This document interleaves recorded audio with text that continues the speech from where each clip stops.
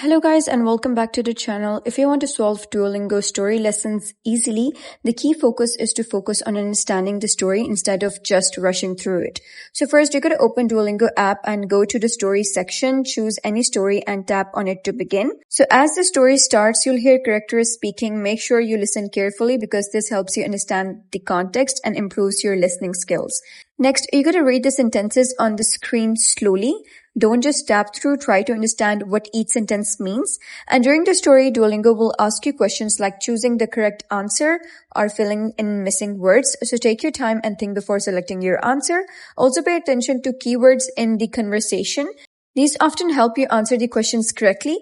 Try not to guess randomly because understanding the story will help you learn faster and avoid mistakes. And that's it. That's how you can solve Duolingo story lessons easily while actually improving your language skills. So if you found this guide helpful, please consider subscribing and leaving a like. It really helps me out, and I'll see you next time.